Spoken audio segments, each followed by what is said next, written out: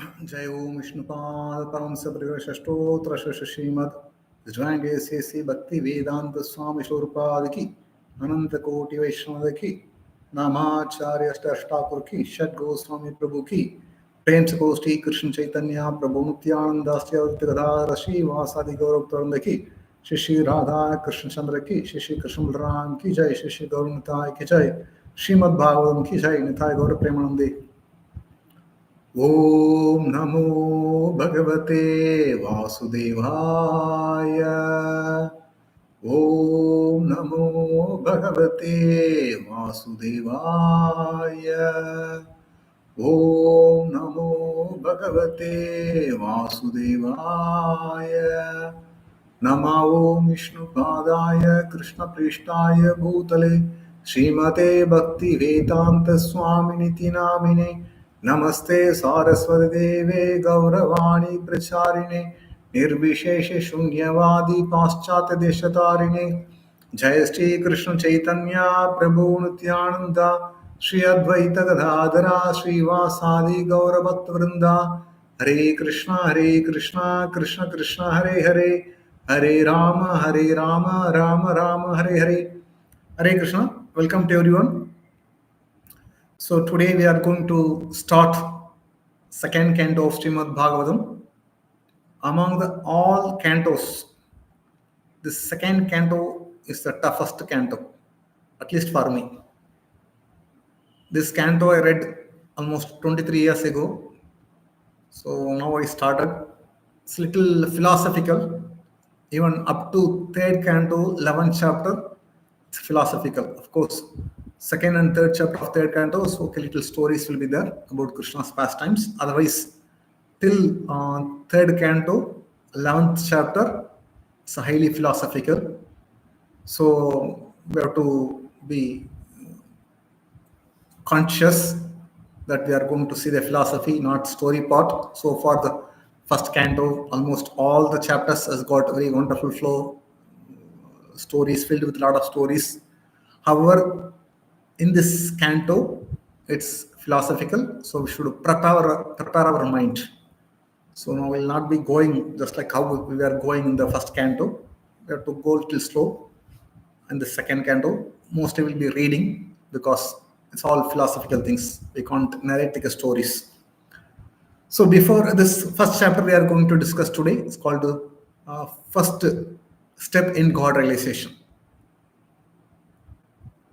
So before starting this canto, second canto, we'll have to just have a short recap of the previous canto, the previous chapter. So we all discussed about how Parikshit Maharaj was cursed by the Brahmana boy Shringi, son of Samika Rishi.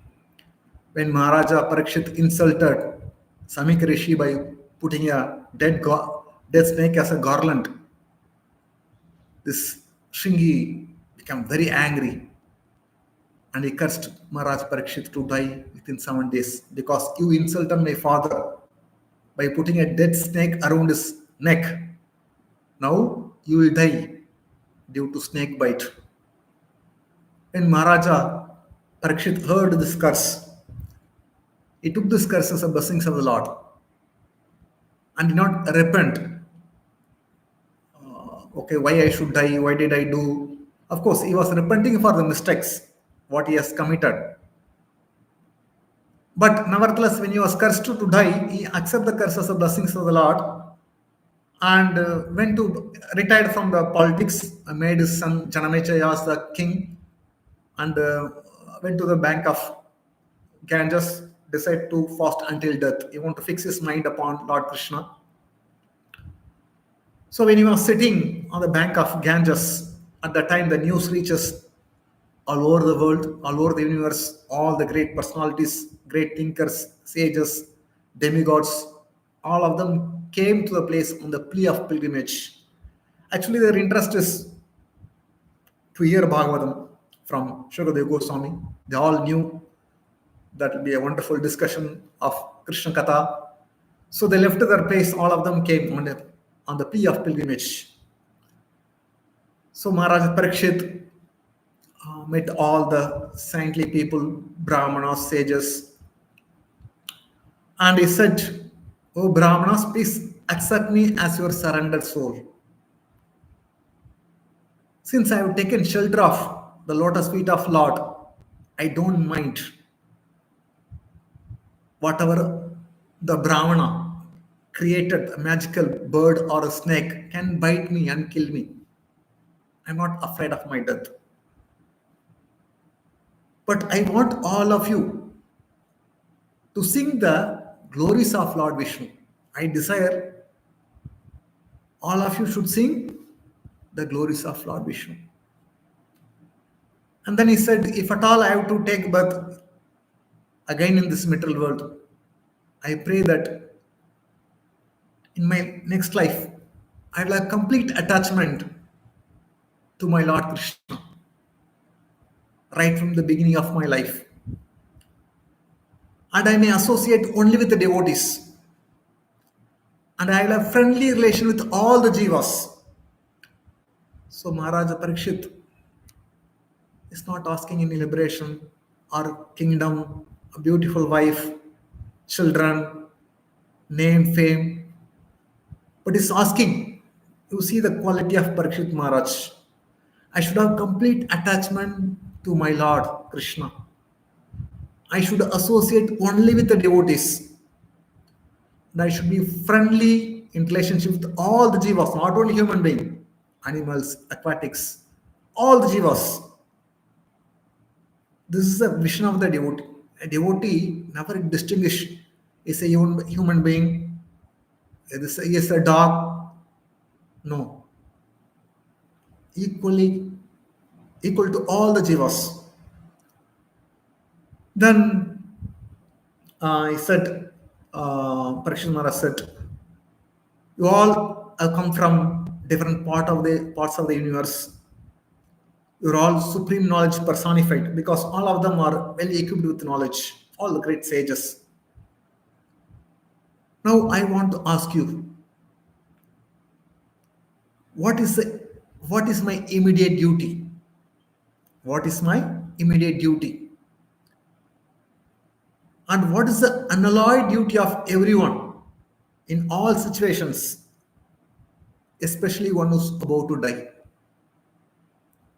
So this is a question put forward by Parikshit Maharaj to all the Brahmanas, great sages who had come. So when he asked this question to the great Brahmanas, sages, at the time, powerful son of Vyasadeva just walked into the assembly.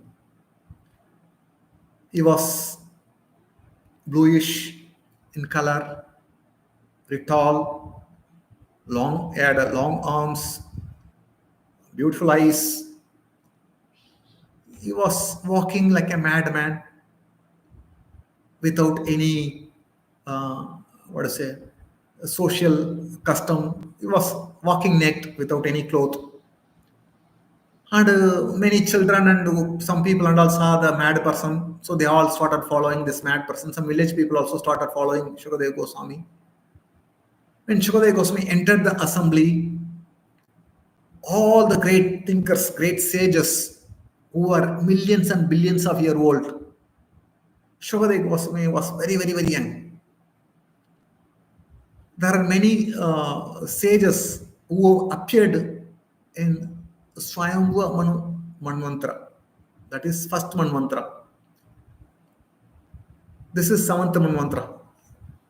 This 28th Yuga cycle. Almost 12 crore years is over in this Manvantra. So each Manu will rule for 30.6 crore year, 71 Yuga cycles. Each Manu will rule for 71 Yuga cycles is equal to 30.6 crores.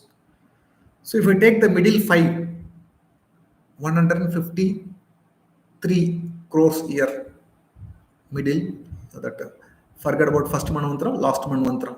So second to sixth is 153 crores years. And this current Manvantra already 12 crores over. So assume that some sages appeared at the end of Swayambhuva Manvantara.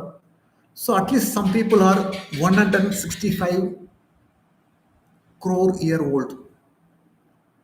Nevertheless, all of them got up when Shukadev Goswami entered the assembly. Everyone got up in order to show respect to Shukadev Goswami because he's highly elevated Paramamsa. He was carrying Krishna with his heart. As a result, he deserves respect from, even though many years old, millions, 165 crores year old, still nevertheless they got up to show respect to Shukadev Goswami. That was the position of Shukadev Goswami. Shukadev Goswami went and he was made to sit on the Vyasasana, and he was surrounded by all the great sages, saintly people, demigods, just like a moon is surrounded by planets, heavenly bodies, stars, many planets and heavenly bodies. Similarly, Shukadev Goswami was surrounded by great sages and saintly personalities, and he went and sat very calm, cool, and he was very ready to answer any question put forward by any people. So Maharaja Prakshit went to Shukadev Goswami and bowed in front of, offered obeisance to Shukadev Goswami, and said to Shukadev Goswami, "O Brahmana, you are the spiritual master of devotees and great sages. I beg you to show the way of perfection for everyone, especially one who's about to die. Show the way of perfection for everyone, especially one who's about to die. Please let me know what a man should chant, hear, remember, and worship, and what he should not do. What he should do, what he should not do. Please let me know." This is the end of the first canto. Question put forward by Parikshit Maharaj to Shukadev Goswami. Shukadev Goswami begins to answer to Parikshit Maharaj from this canto, second canto. He said to Parikshit, "My dear king, you asked wonderful question. You asked glorious question. It's highly beneficial for everyone. It's highly beneficial for everyone. Answer to this question is the prime subject for hearing. And it has been approved by all the great personalities, transcendentalists. Actually, Krishna Katha is very auspicious. Why? It purifies the speaker, the hearer, the audience. Just like Ganges water, wherever it flows, the place become purified. And anyone who goes and takes a dip in the Ganges river, he becomes purified. Similarly, wherever the Krishna Katha is being spoken, the speaker is purified, although it's not that one who's pure, he only should speak Krishna Katha. No, nothing like that. Speaking Krishna Katha is to pure our consciousness. We are all impure people. Simply we should hear from the spiritual master and repeat like a parrot. That's enough. So the speaker gets purified, and the hearer, the audience, and the place. So everything becomes purified when Krishna Katha is being spoken. Therefore, Shukadev Goswami was telling it's highly beneficial. The question what you put forward is highly beneficial because it gives benefit to every jiva. Even the hall when we discuss, although I'm speaking in front of laptop, Nevertheless, there are many lizards are there, many mosquitoes are there, many ants are there in the room. So they all get purified. All get purified. The laptop was manufactured. So some amount of credit goes to the person, and the light over found. Even he'll get some benefit. So because we are using all these facilities, so everyone will get some benefit. So the Krishna Katha is so nice. So devotees generally take pleasure in describing about Krishna Katha. So Krishna says in the Bhagavad Gita, Machitta Madgada Prana Bodhayanta Parasparam Kadantischa Mamnityam Tushyanticha Ramanticha. The thoughts of my pure devotees, Machitta, thoughts of Chitta, my Chitta, Machitta. The thoughts of my pure devotees always dwell in me. They are always observing Krishna. And their lives are dedicated to the service of the Lord. And without Lord, they cannot exist.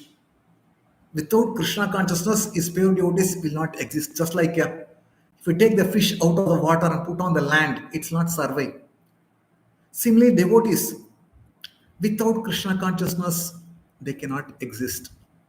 Just like the Dajapatnis, when most of the women said bye-bye to their husbands, although they came and checked, don't go, we all completely depend upon you, you be with us to perform sacrifice.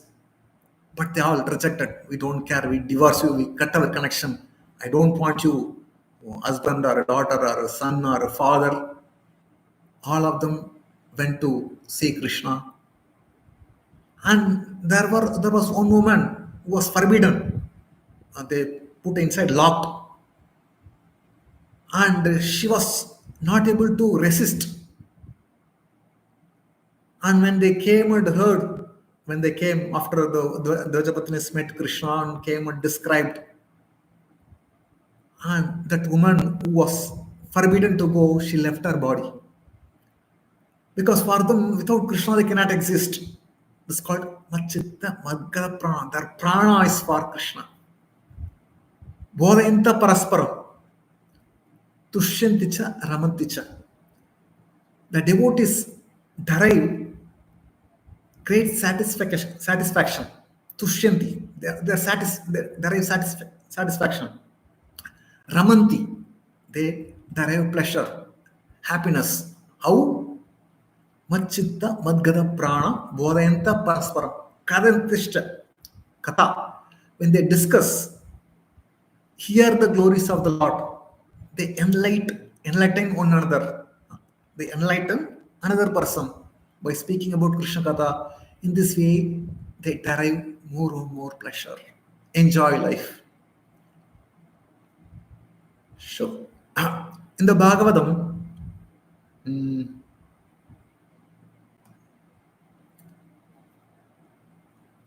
the first canto, the sages of Naimisharanya asked 6 questions to Sutta Goswami.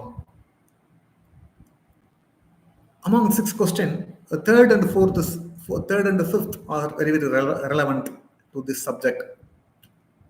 The third question was, why did Krishna take birth as son of Vasudeva and Devaki? For what reason Krishna took the birth as a son of Vasudeva and Devaki? We are eager to hear about Krishna's pastimes. And also, Lord's in multi-incarnation. Lord performed marks, descended to this world in many, many incarnations and performed different leelas. We want to hear about the wonderful pastimes performed by each incarnation. We are very, very eager to hear about the glories of Lord, transcendental pastimes of Lord. We are never satiated. We are not satiated. Means we want to hear more and more, and we relish each and every moment by hearing Krishna Katha. So When they asked another four questions, let us not go into the subject. So when Sutta Goswami heard this from the sages from Naimisharanya, because they want to know about Krishna and his pastimes, Sutta Goswami said, Munaya sadhu prishtoho bhavatir loka mangalam etkat Krishna samprishno enatma suprasidati. My dear sages, you asked wonderful question. You asked a wonderful question. Munaya sadhu prishtoho bhavati lokamangalam. It's a highly beneficial, auspicious lokamangalam to this world. Why? Yet the Krishna samprashna. Your questions are related to Krishna. Therefore, it's more relevant. You didn't ask some XY question. Your question is connected to Krishna. Therefore, it's more relevant. Only this sort of questions. Munaya sadhu prishtoham bhavatir lokamangalam yetkrit Krishna samprishno enatma suprasidati. Only question of this sort connected to Krishna. Questions connected to Krishna will satisfy the jiva, soul. So from this we can understand that how the important Krishna Katha. This world is filled with full of questions and answers. Everywhere there is a question. Like at home, small children will ask mother 100 questions. What is this? What is this? What is this? Mother has to keep on explaining. The children is asking, they don't know, they want to learn. It's a duty of mother. Then go to school. Again, children ask teachers. They have to explain. Then they go to college. Again, they'll ask so many questions, doubts regarding different subject. Teacher has to explain. Then after getting a job, go to office, go to work. They'll ask some question about work. This is student's life. Then family. Then go to, for example, court. Judge asks questions. Lawyers has to answer. Like a parliament, people ask, politicians ask question, everyone has to answer. So everywhere, if you see, practically every day, in every place, it's filled with the hundreds of question and answer. Actually, none of them is satisfied, neither by asking the question nor by answering. Why? Because it's nothing related to Krishna. If the questions are related to Krishna, then the speaker will be satisfied, then the audience will be satisfied. Similarly, here, sages of Naimisharanya, they are satisfied because they want to know about Krishna. And the speaker like Sutta Goswami or Shukadeva Goswami, they are also satisfied. Why? Because they are asking about Krishna. Both of them feel happiness. So this Bhagavatam talks about the question and answer related to Krishna and his devotees and his incarnations. So by reading Bhagavatam, one can derive highest happiness. So then Shukadeva Goswami said, Shrotavyani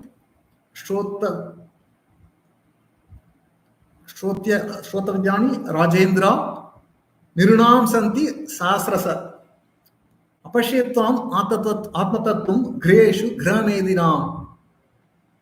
So Shukadeva Goswami says, persons who are materially engrossed, being attached, being blind to the knowledge of the absolute truth, those who are materially engrossed, those who are blind to the knowledge of the absolute truth, have many subject matter to hear, many subject matters to hear in this world. Generally, family people, there are two kinds of family men. One is called Grahastha and one is called Grahamedi. Both of them are married people. Grahastha means one who lives with his wife and children and whose aim is self-realization. The goal of life is to go back home, back to God. He is called a grasta. Keeping that object in his mind, he maintains his family and engages all the family members in Krishna consciousness activity. He is called a grasta. The Gramadis, they are not interested in Krishna consciousness. Their only interest is to earn money, to maintain their family, extended sense gratification, and such kind of people are envious of others. Gramadis, their only interest is to earn money to maintain their family, and who's envious of others. They're called Gramadis. The Gramadis, they will do anything to put down others because they are envious. Bhaktisiddhanta Saraswati Thakura explained one nice story. There was a village. Two people lived in the village. One is called Shushanta, who was a Brahmana who was addicted to kind of customs, rituals, and many things. And there was a Kritanta, Shushanta Kritanta. Kritanta is a kind of Kripana. Kripana means a miser and not only miser, and is envious and materialist, and he does not like to see someone is happy. So this Krisanta would always have a quarrel with this Shushanta and make sure that this person is upset. Unnecessarily, he will get into a fight, argument, and pull him down. In this way, he will enjoy happiness by putting others down, putting others in distress. He'll feel happiness. So one day, this Shushanta is frustrated. At least let me go on a pilgrimage so that I can keep this fellow away. Let me be peaceful. So the news reached Kritanta. He decided he want to go on a pilgrimage so that few months he'll be away from this Kritanta. This Kritanta came to know that Shushanta is going on a pilgrimage. I should not make him go. Otherwise, how can I have fun? How can I enjoy my life? How can I, if he's not there, then it's difficult for me. I can enjoy only by putting him down. Somehow I should not make him to go for a pilgrimage. So he knew about Shushanta, because if he sees before going for a pilgrimage or to attend any auspicious event, if he sees some inauspicious woman, he will stop going. So he thought that Kritanta, let me chop off my nose, amputate my nose, because that's a sign of inauspiciousness. So that if he sees me before going, then we'll stop going. He'll be here. I can make a quarrel with him. In this way, I can enjoy. So because he want to put him down, and he sliced off his nose, cut off his nose, amputated his nose, and went and sat when he was about to go for pilgrimage. The Shushanta, when he saw that the inauspicious thing before going, he said, no, it's very inauspicious. Let me cancel my pilgrimage. Let me be at home. So Bhaktisiddhanta Thakur says, connection, atheistic people, the envious people, they will not allow devotees to enjoy. Somehow they want to pull them down. Even they're ready to sacrifice their personal things.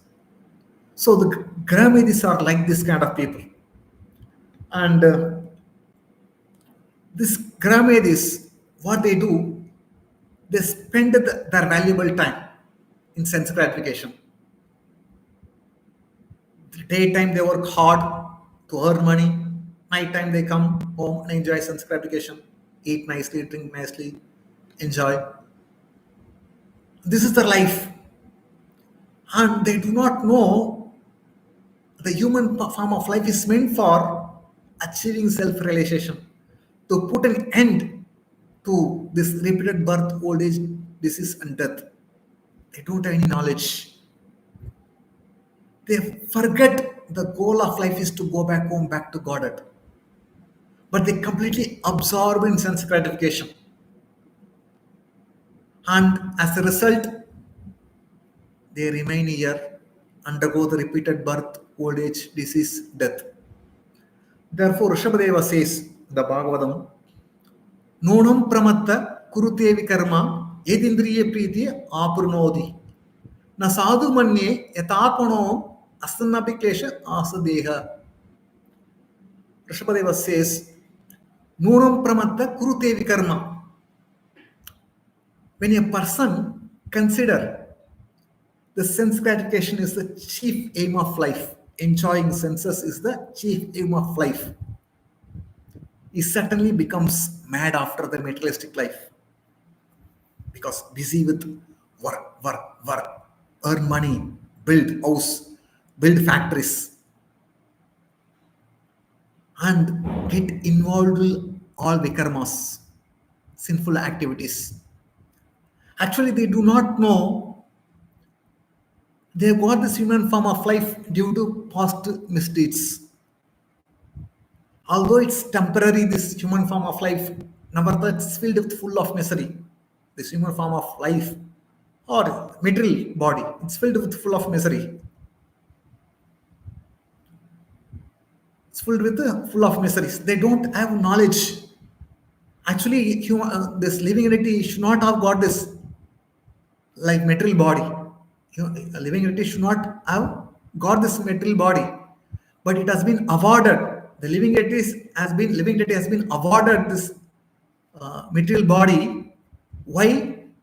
For sense gratification. The jiva want to enjoy sense gratification. Therefore, the laws of nature awarded this body, material body.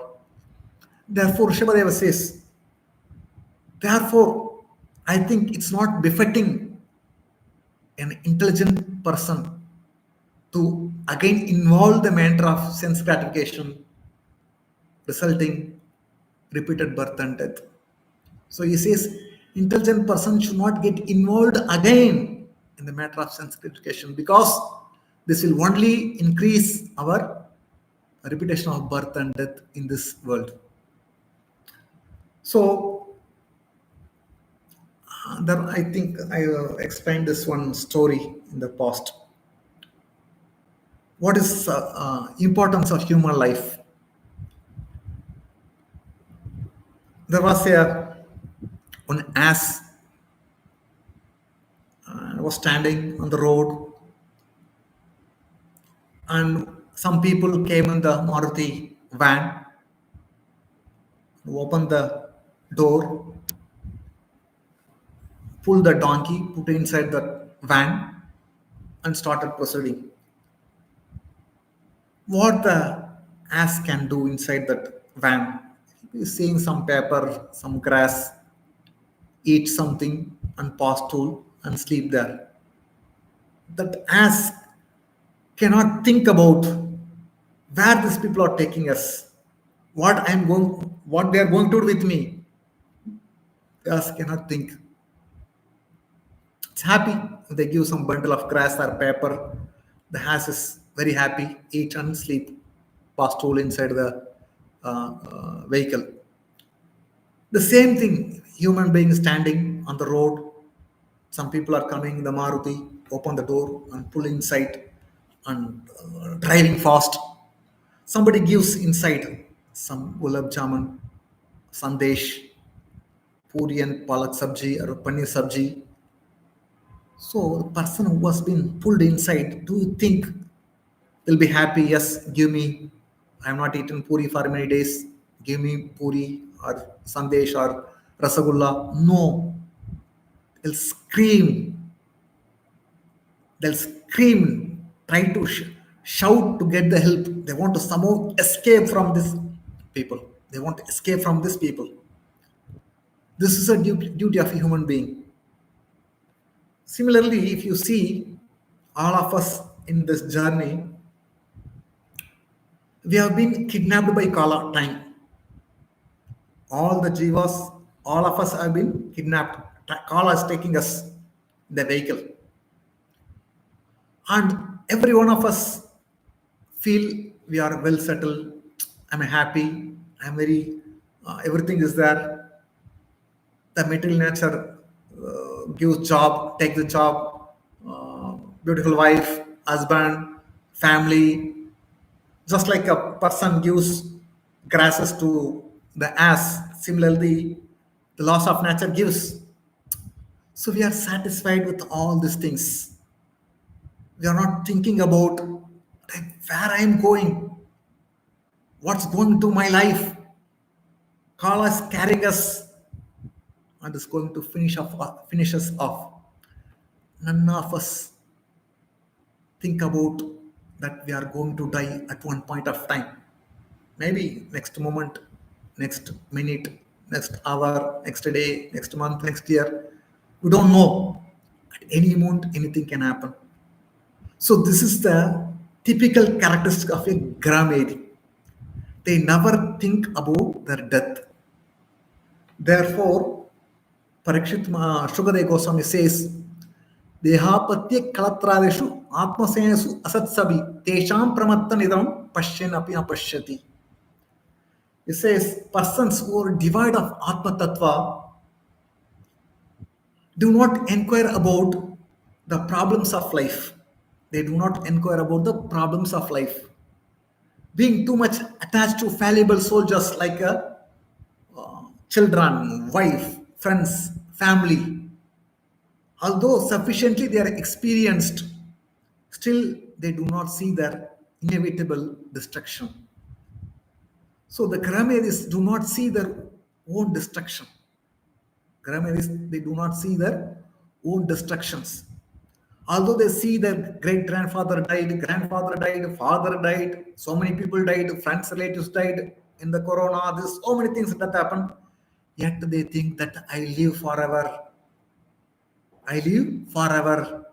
So I'll be protected by my family, my children, my society, my community. Jeevan Suraksha, Jeevan Mitra, I invested so much money, all I'll be protected by this. This is the typical characteristics of Gramadis. Just like an ass, do not think about the destruction. Similarly, the Gramadis, they do not think about that destruction. They are going to die. They don't know how to escape.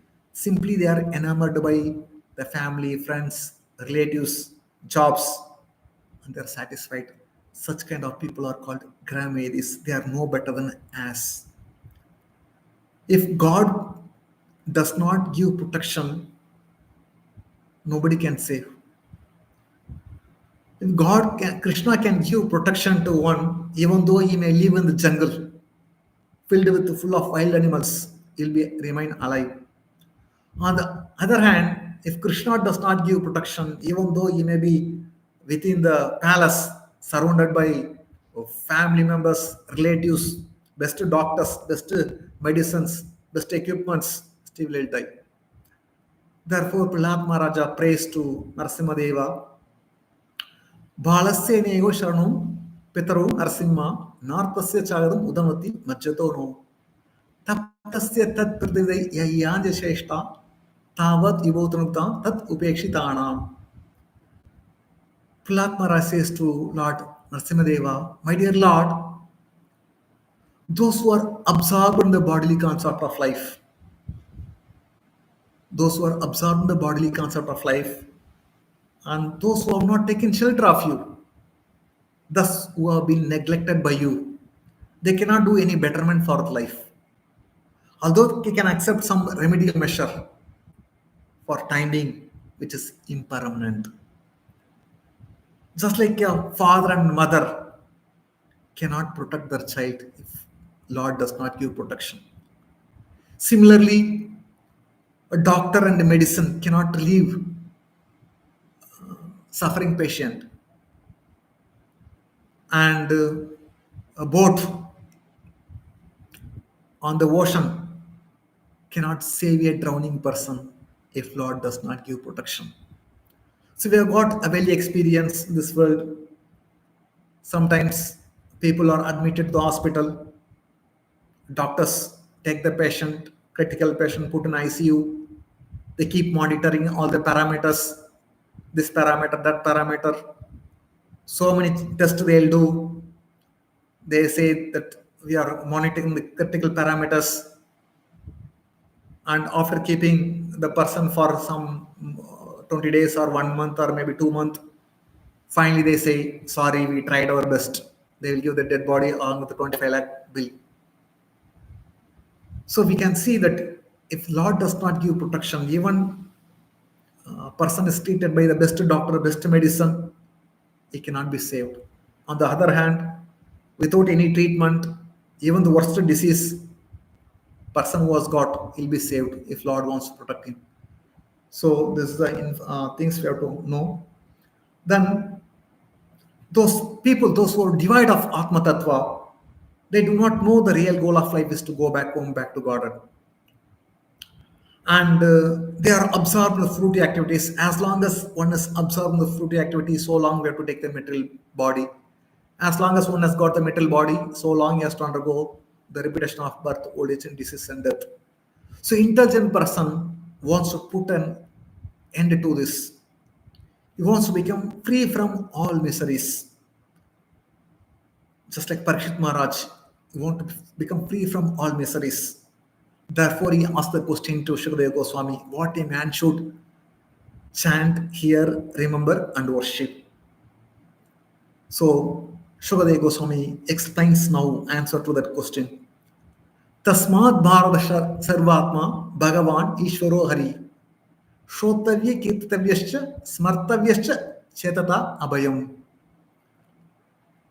Shukadeva Goswami says to Parikshit Maharaj, Tasmat Bharata Sarvatma Bhagavan Ishvaro Hari.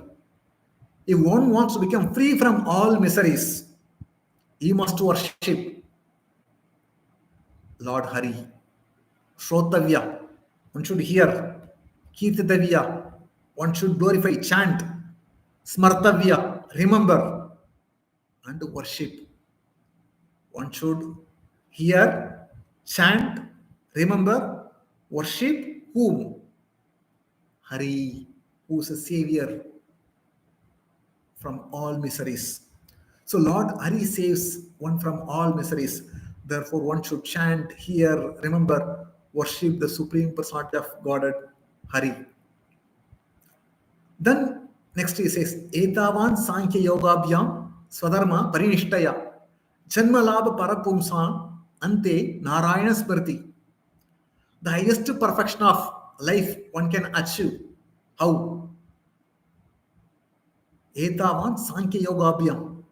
Either by the complete study of Sankhya philosophy or mystic yoga practice. Anima, Mahima, Lahima, Sankhya yoga, Sankhya and yoga. And or Swadharma Parinishtaya, Swadharma, executing one's occupational duty. The Brahmana, Kshatriya, Vaishya, Shudra, whatever one may do, whatever gymnastic one may do, either one may study Sankhya philosophy, or one may execute Varnashram Dharma, or one may perform Ashtanga Yoga, this yoga, that yoga. Ultimately, one should Ante Narayana Smriti. One should remember the personality of Godhead, Narayana. That is the highest perfection of one's life. At the end of life, one should remember that is the highest goal. So, we may do so many things. At the last stage of life, what we do, that we remember. So, Prabhupada says, even if devotees, they do not remember Krishna, Krishna remembers the devotees because they have sacrificed many, many things for the service of the Lord. So, Krishna notes down all the sacrifice done by the devotee. This devotee has done so many sacrifices for me that he is not able to remember me. I remember him. I'll take him back home, back to God. So, Lord remembers a devotee. Next, the topmost transcendentalist. like Shukadeva Goswami, Hare, Sutta Goswami, they always take pleasure in describing the glories of the Lord or hearing the glories of the Lord. In the conditioned state, real conditioned state, we do not relish the names of the Lord, chanting or hearing, remembering. We don't relish because you can see that after 16 rounds, we don't feel like chanting more. Even hearing, we may sit in the Bhagavatam class. Okay, 45 minutes Bhagavatam class. Let me sit. After 45 minutes, our will become restless. The person is keep talking 1 hour over, 1.5 hour over. We will become restless because we are in the conditioned state. So we don't relish chanting or hearing or reading. Everything has got some limitation. But when we practice chanting, reading, hearing, even though we don't like, but nevertheless we have been ordered by Guru. You must chant, whether you like or don't like, you must chant 16 rounds. You must read, you must hear. So this is like when you are in diseased condition, we have to take medicine. We have to take medicine. So it will be forced upon by parents or doctor. Similarly, doctor is spiritual master. He forces us to follow these principles so that we'll come to the platform where will become free from all material contamination. Once we are free from all the material contamination, we take pleasure. We take pleasure in chanting and hearing the glories of the Lord. Then next, Shukadeva Goswami says, at the end of Dwapara Yuga, Shukadeva Goswami says to Parikshit Maharaj, at the end of Dwapara Yuga, I studied this Bhagavatam. Which is equal to all Vedas from my father, Vyasadeva. So this Bhagavatam cannot be studied by our intellectual capacity. Although we may be very scholarly, very intelligent, we can't study Bhagavatam at home, keeping the book. We can't study Bhagavatam. Just like a medical person, some medical books. Suppose a person goes to market and purchase how to perform surgery, surgical book, medical book. After reading the book, he cannot go to surgical ward. Okay, seeing the book and take the knife and cut the chest, open the heart. He cannot do surgery. So one has to practice under the guidance of a professor, experienced professor, how to do surgery. Simply by studying the books, if you go and do surgery, you'll kill the patient. Therefore, one has to undergo proper study under the guidance of the bona fide person. Even though Shukadeva Goswami was a liberated soul, nevertheless, he had to study Bhagavatam from his father, Vyasadeva. We cannot study on our own. We have to study Bhagavatam under the guidance of bona fide spiritual master. So, this Bhagavatam is a summary of all Vedic literature. What is a Vedic literature? Vedic literature is nothing but 4 Vedas and 108 Upanishad, Puranas, Itihasas. This is all called Vedic literature. Puranas means historical fact that are in relationship with the Lord in different times and different ages, in different planets, not only on the Earth planet. So these Puranas are recorded, historical fact, but all are in connection with the Supreme Lord. So therefore, there's no chronological order. It happened in many part of the universe, many planets, many ages. So the ultimate purpose of this Vedic literature, because this Bhagavatam is the essence of all Vedic literature. The Vedic literature is meant for, what is the purpose of this Vedic literature? It's meant for conquering the darkest region of materialistic life or material existence and reaching the abode of the Lord. This Vedic literature is meant for giving up this materialistic life and going to the abode of the Lord. Therefore, one should take advantage of the Vedic literature, particularly the Srimad Bhagavatam. Then Shukadeva Goswami says to Parikshit Maharaj, although he was situated in transcendence, is a liberated soul. Nevertheless, Shukadeva Goswami says, I have been attracted by the transcendental pastime of the Lord. Therefore, I undertook the study of Bhagavatam from my father. So he says, now I am going to recite this Bhagavatam to you because you are the most sincere, serious devotee. Because you are sincere, I am going to recite the Bhagavatam which I have learned from my father. The most important point Shukadeva Goswami says here, one who gives full attention and respect to hearing Srimad Bhagavatam achieves unflinching faith in the Supreme Lord, the giver of salvation. So, one who gives full attention and respect, we should hear Bhagavatam with respect, should give full attention in hearing Bhagavatam. Then, what's the result? One achieves unflinching faith in the Supreme Lord. So, although Shukadeva Goswami was a liberated soul, nevertheless he got attracted to this Bhagavatam. So, next, Shukadeva Goswami says, O King, constant chanting of the holy name of the Lord is a doubtless and fearless way of success for all, including those who are free from all material desire, those who got material desire, and one who's situated in the Brahman platform, means one who's, take pleasure, word? One who takes pleasure in the self, Atma Rama.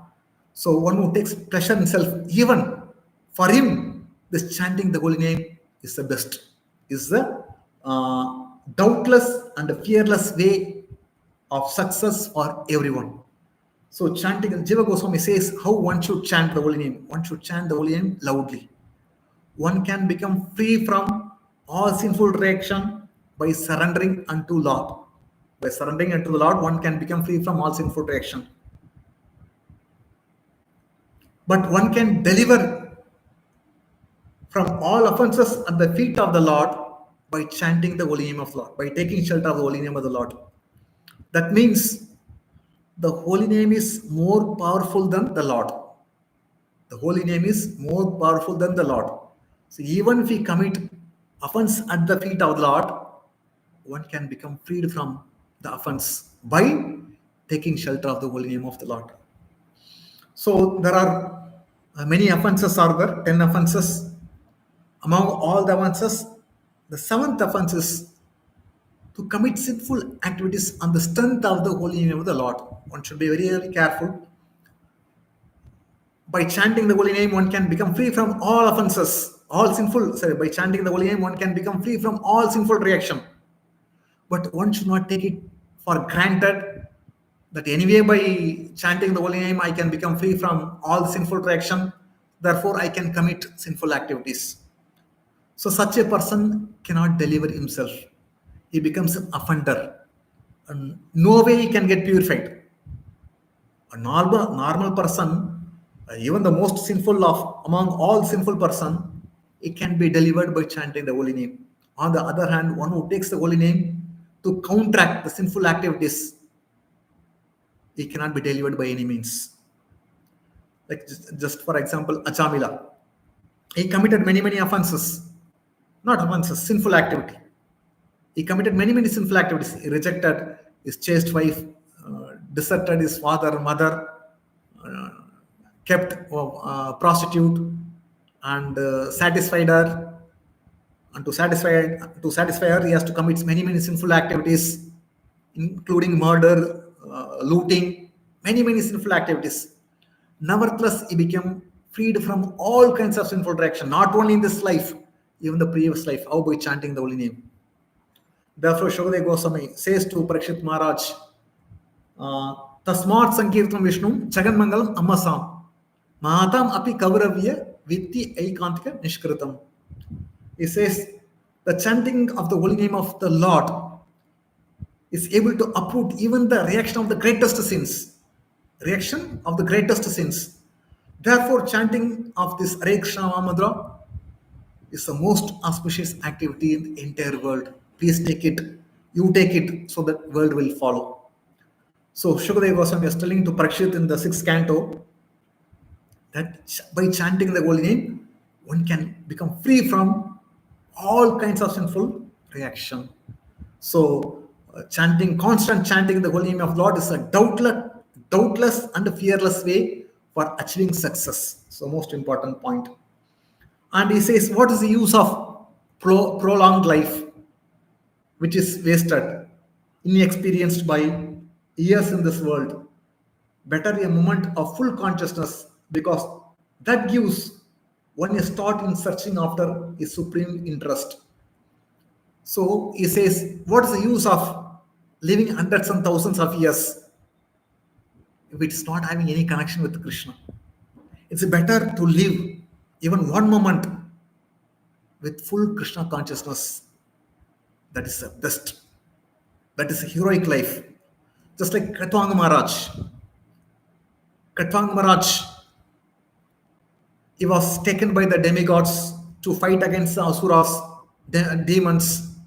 So Katwanga Maharaj was very, very busy in fighting for devas, and the battle went for many, many years.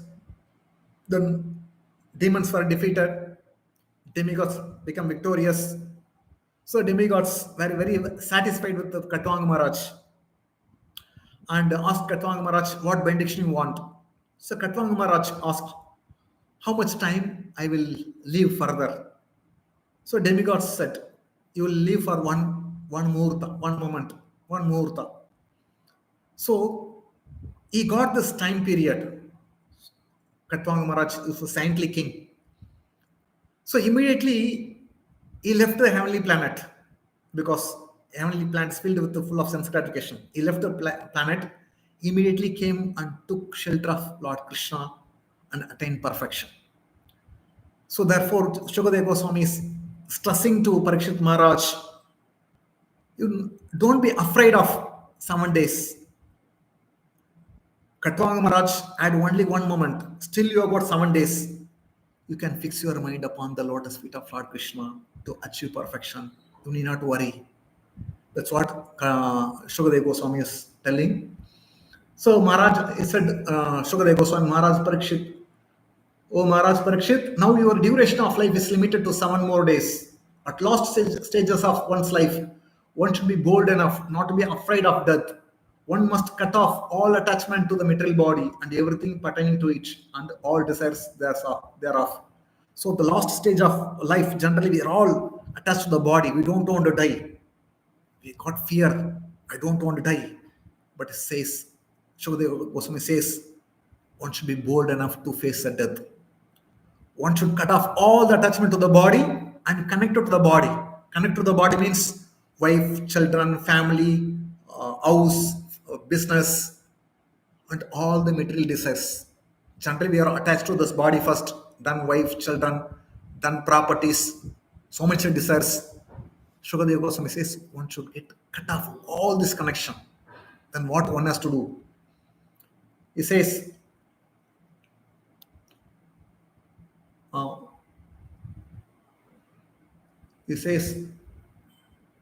should leave home, practice self-control.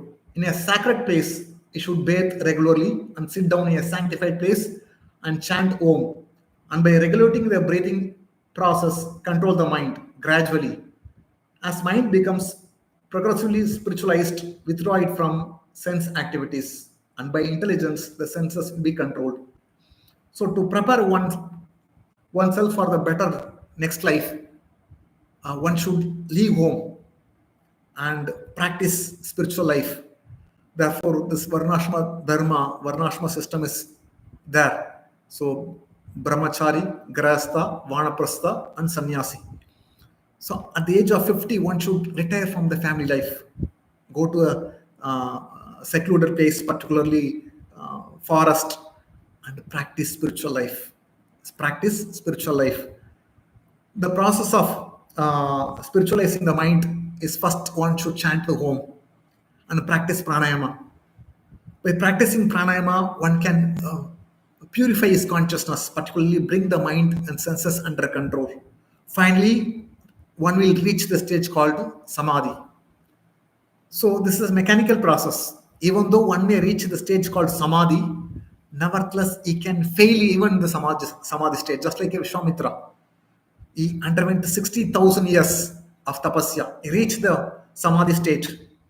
He reached the samadhi state. Nevertheless, he fell victim to Manaka. So therefore, one should not think that I reached the stage of samadhi, but I can go back home, back to God. No, because mind will, whatever sinful activities, sense gratification we performed, everything is stored in the subconscious mind, and it can come at any point of time, and it can finish one's life.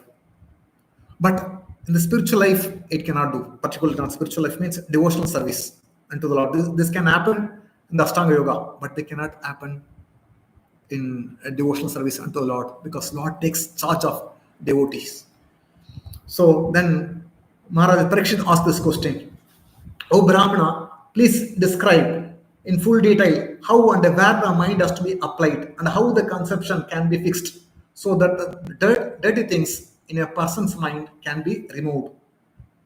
So Shukadeva Goswami answered, one should control the sitting posture, regulate the breathing process by the pranayama, and thus control the mind and senses with intelligence. Apply the mind to the gross potencies of the Lord called Virat Rupa. So this universe is divided. This universe is divided into 14 system, planetary system. So down 7 are the Atala, Vitala, Sutala, Talatala, Matala, then Patala, all things. Then above, this is Bur, Bhuva, Suha, Maha, Jana, Tapa, Satya. So 6 planetary system above and 7 planetary system down. So this Virat Rupa of the form of the Lord constitute all the planetary system. The planet known as Patala constitute the bottom of the feet of the Lord. So the feet of the Lord is called, the bottom of the feet is Pataloka. And the heels and the toes are Rasatala planets. And the ankles are the Mahatala planets. And his shanks constitute the Talatala planets. The knees of the universal form or the planetary system of the name Sutala. The knees are Sutala, and thighs are Vitala, and 2 thighs are Vitala and Atala planetary system. The chest of the personality of the Virat Rupa of the Lord is a illuminary planetary system. The neck is the Mara planet, mouth is Jana planet, and his forehead is Tapa planet. The topmost planetary system called Satya Loka is the head of the Virat Rupa of the Lord. Actually, this conception of the Virat Rupa includes all the dominating demigods and the dominating living beings. Therefore, one need not to worship demigods separately, because all the demigods coming into this Virat Rupa of the form of the Lord. If one fixes his mind upon the Virat Rupa of the form of the Lord, automatically all the demigods are satisfied. Therefore, there is no need to satisfy the demigods separately. They all are within the Virat Rupa